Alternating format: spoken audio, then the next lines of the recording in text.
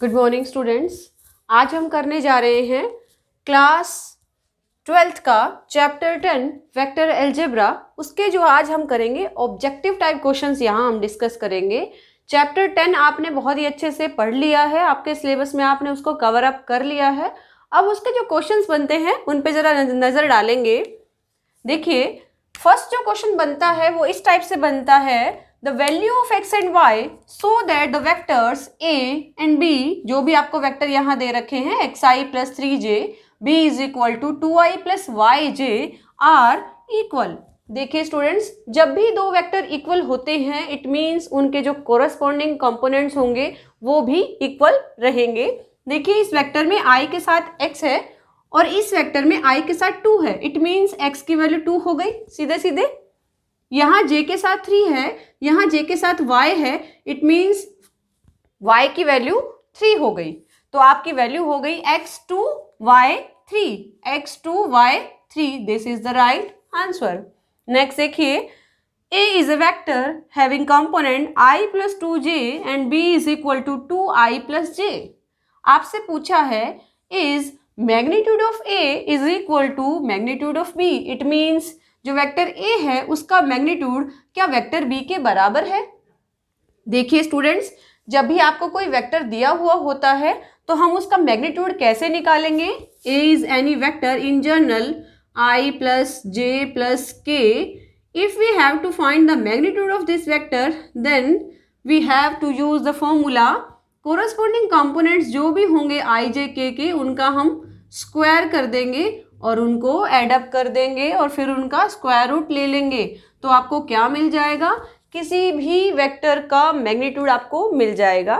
यहाँ देखिए, i plus 2j, i means i के साथ 1 है और j के साथ 2 है, it means 1 square plus 2 square, 1 square plus 2 square यानी कि 4 प्लस 1 5 और ऊपर रूट लगाएंगे। इट मीन्स ये क्या बन जाएगा, a का मैग्नीट्यूड √5।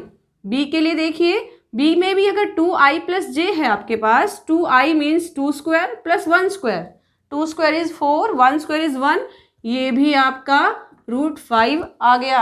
आपको ये पता चल गया कि दोनों का मैग्नीट्यूड जो है वो सेम है।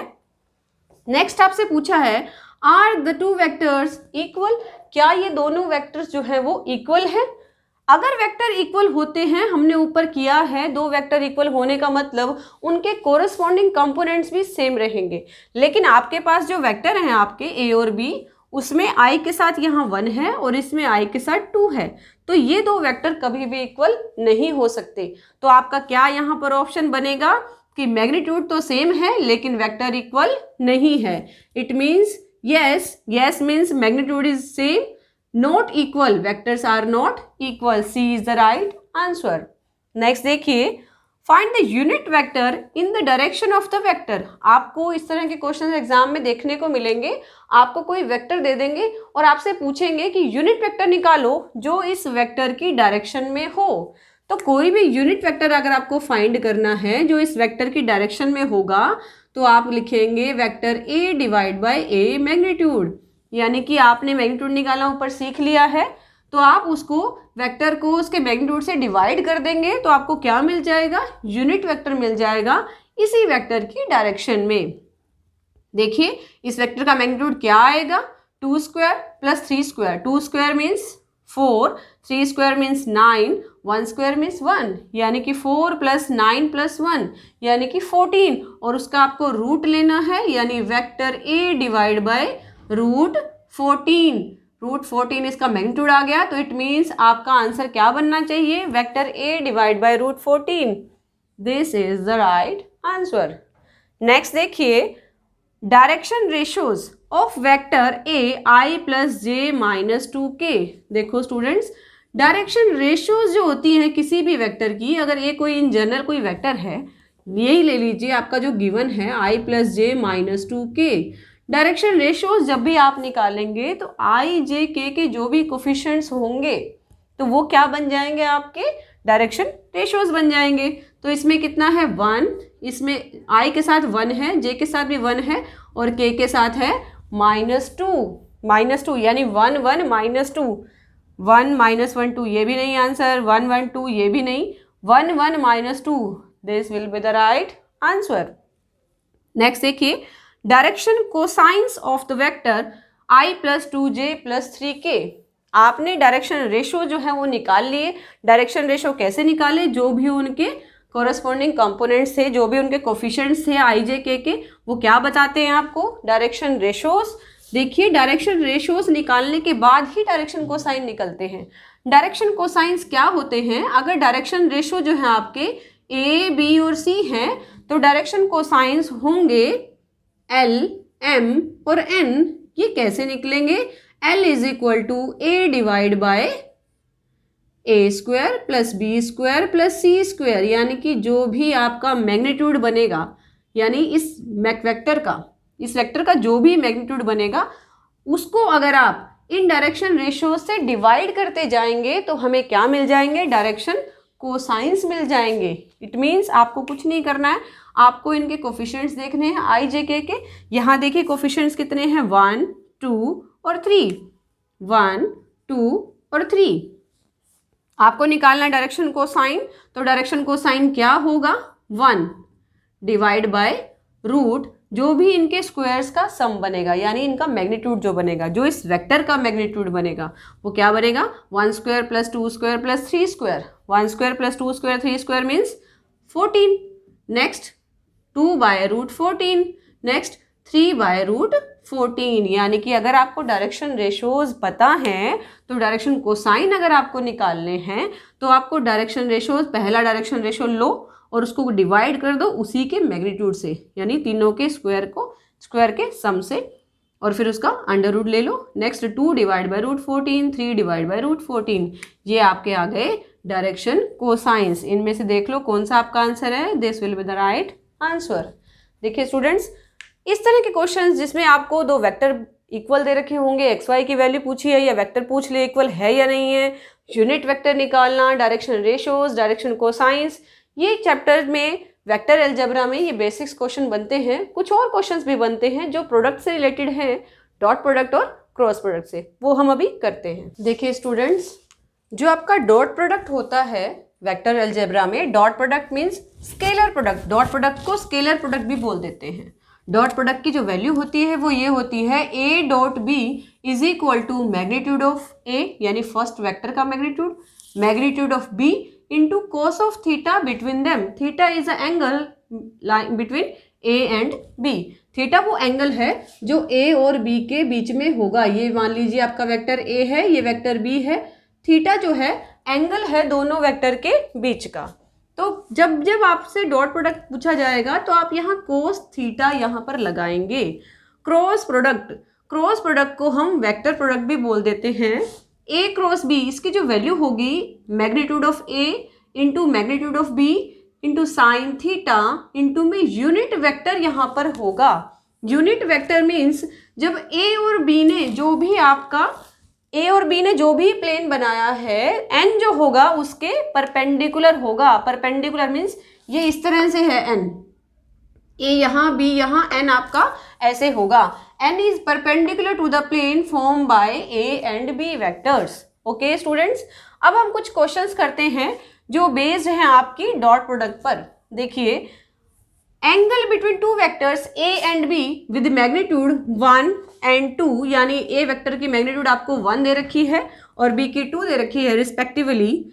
And when a dot b is equal to 1, a dot b आपको 1 दे रखा है, आपको बताना है कि इनके बीच में एंगल कितना है। यानी आप ये फॉर्मूला यूज करेंगे, a डॉट b आपको 1 दे रखा है मीन्स a डॉट b की वैल्यू होगी magnitude of a magnitude of b into cos of theta. a dot b is 1, magnitude of a is 1, magnitude of b is 2 into cos theta. तो cos theta की value जो बनती है वो यहाँ से आ जाएगी 1/2। और कॉस थीटा कहाँ 1/2 होता है? कॉस होता है 60 पे 1/2, यानी π/3। तो π/3 will be the right answer, π/3। Next देखिए, value of a and b when vectors a and b are perpendicular. जब आपके जो वेक्टर्स हैं परपेंडिकुलर होंगे तो थीटा यहाँ 90 होगा और कोस 90 पे ऑलवेज 0 होता है।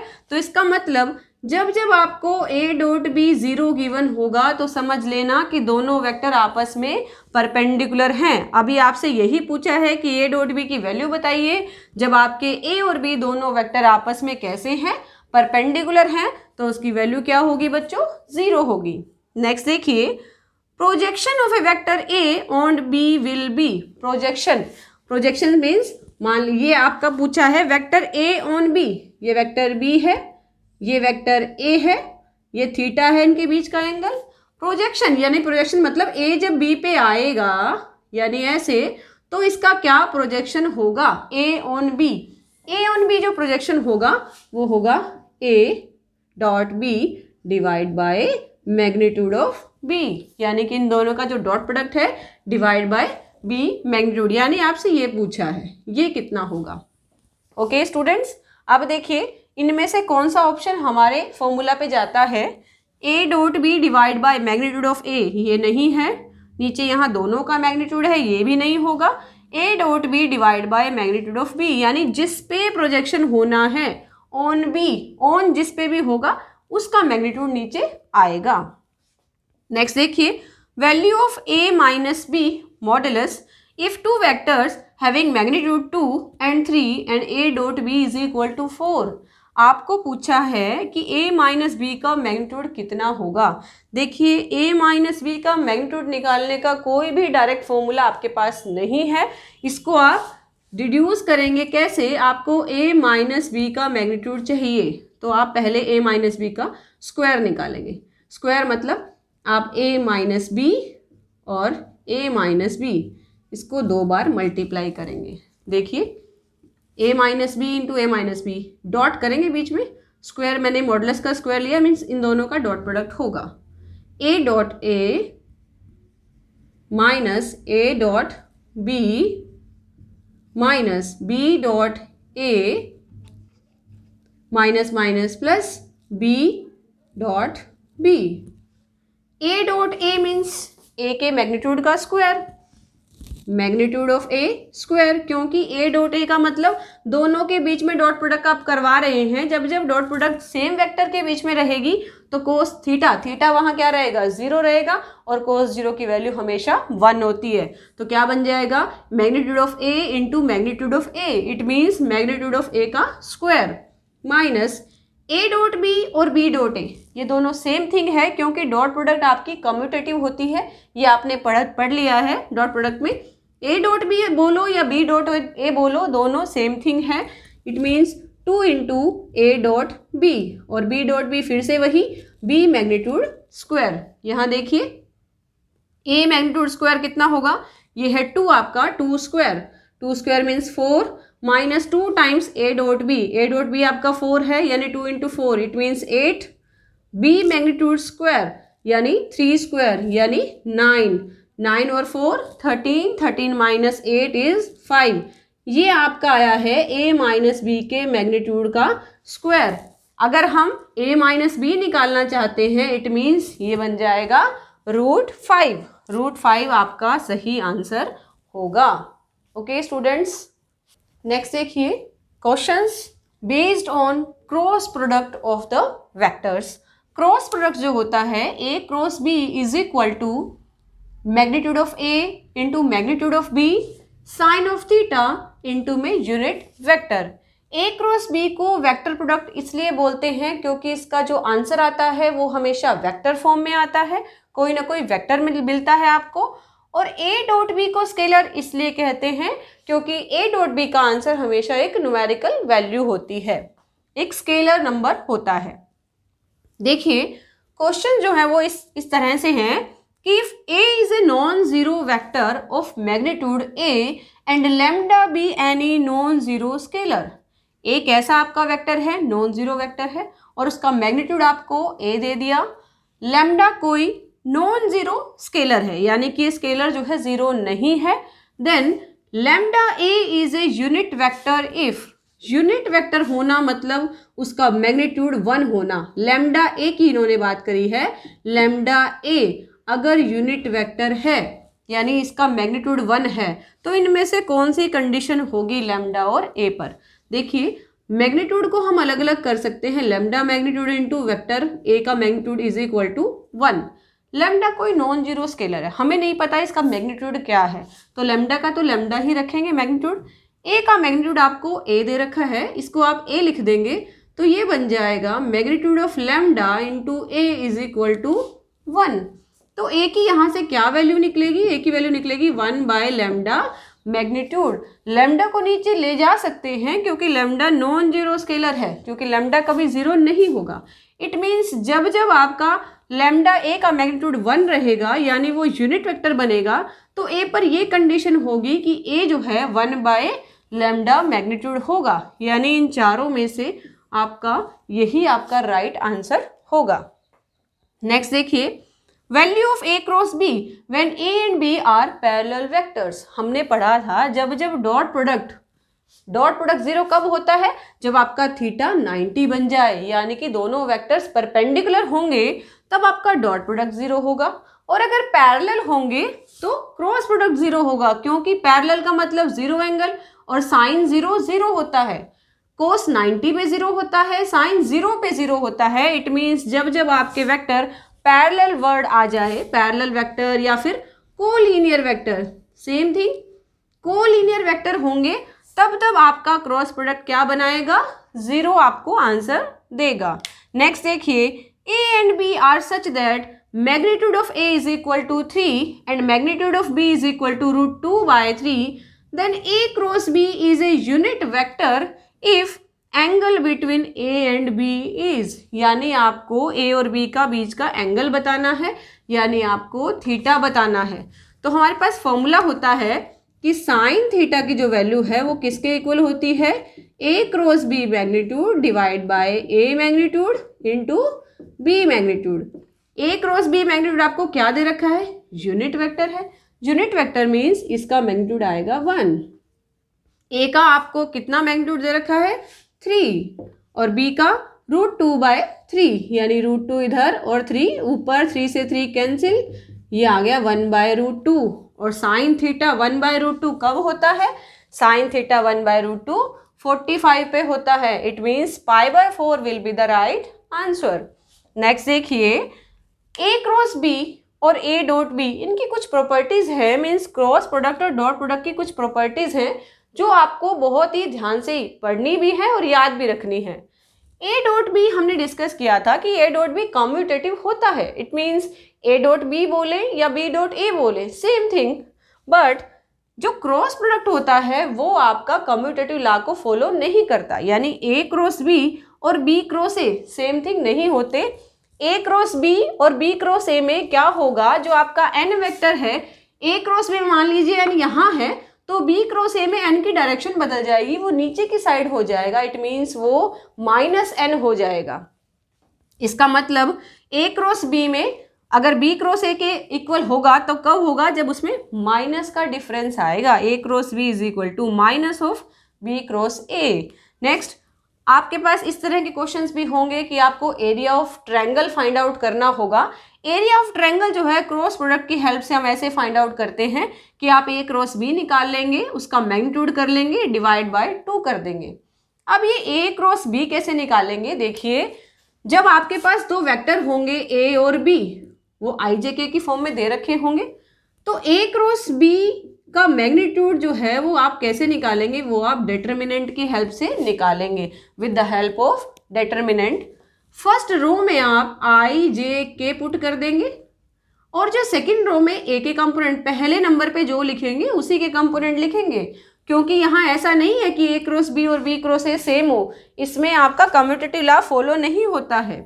इसीलिए फर्स्ट रो में, सेकंड रो में आप A1, B1, C1 यानी कि आप इसके कोफिशिएंट्स वेक्टर ए के कंपोनेंट लिखेंगे और थर्ड रो में आप बी के लिखेंगे, B2, A1, A2, A3 लिख लीजिए यहाँ पर, और यहाँ B1, B2, B3, A1, A2, A3 और B1, B2, B3 इन दोनों वेक्टर्स के कोरस्पॉन्डिंग कंपोनेंट्स होंगे।